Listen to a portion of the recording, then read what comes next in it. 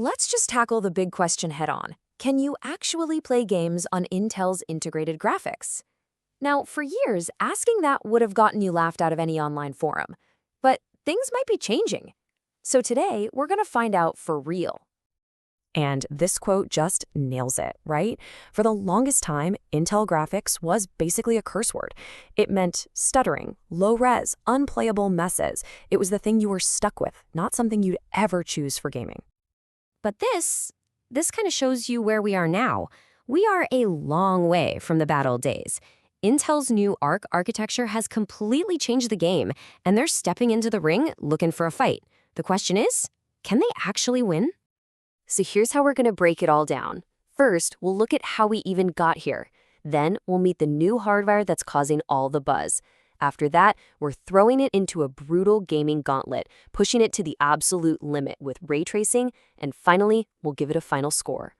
All right, first up, let's set the stage a little. How on earth did Intel go from being the punchline of every PC gaming joke to, well, a potential contender? You gotta remember, for the longest time, if you wanted to game on a thin laptop or a tiny PC without a giant power-sucking graphics card, AMD was your only real choice. Their integrated GPUs were the undisputed champs. Intel is now aiming straight for that crown. And this is Intel's big weapon in that fight. Let's get a proper introduction to the piece of silicon that's making all this noise. So the Arc A140T, what is it exactly? Well, you can't just go out and buy this thing off a shelf. It's baked right into Intel's new top-tier mobile chips, specifically the Core Ultra 9 285H. You'll find it in high-end laptops and these cool little mini PCs. Okay, so on paper, this thing looks pretty beefy. We're testing it in a Minisform M1 Pro. It's got a GPU clock that can hit 2.35 gigahertz, 8 of Intel's fancy new Xe cores, and, get this, it supports ray tracing. Yeah. Ray tracing on integrated graphics. That's a huge claim. But you know, specs on a slide are one thing. The real world, that's a different story. It's time to see what this thing can actually do when we throw some real games at it.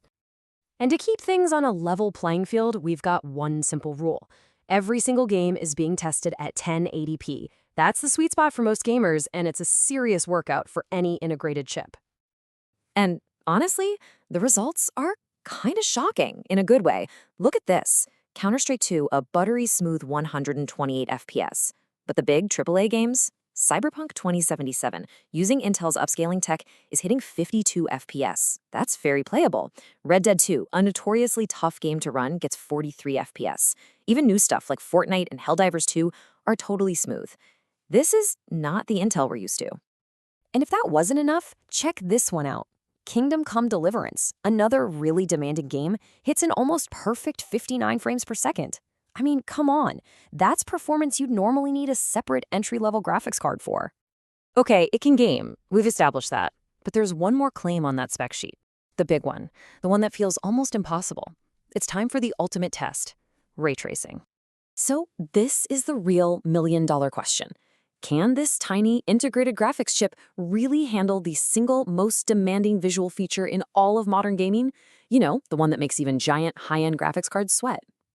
So in Cyberpunk 2077, with all the ray tracing goodies turned up to ultra and the upscaler working as hard as it possibly can, it manages 25 frames per second.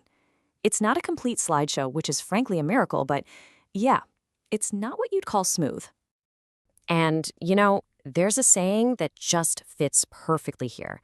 The fact that this little chip can even run ray tracing at all is an incredible technical achievement.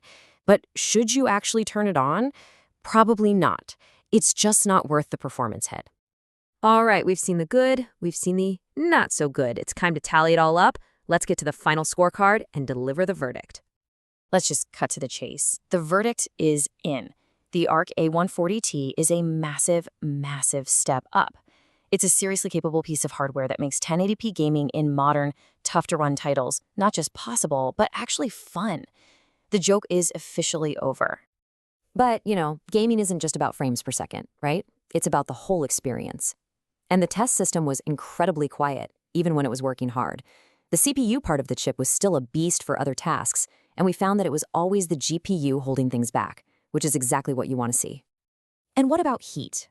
Well, even when it was being pushed to its limits, the chip maxed out at a totally safe 82 degrees Celsius. For a tiny system like this, that's really impressive. But for me, this might be the craziest number of all. The entire computer, while gaming, pulled a maximum of just 62 watts from the wall. That is incredibly efficient. We're talking solid gaming performance while barely sipping power. So if there's one thing you take away from all this, it should be this. Intel is back in the graphics game, for real. They've turned what used to be their biggest weakness into a genuine strength. And that leaves us with one massive question to think about. With integrated chips performing this well, do you really need a big, expensive, power-hungry graphics card anymore to have a great time gaming? For a whole lot of people, the answer might actually be no.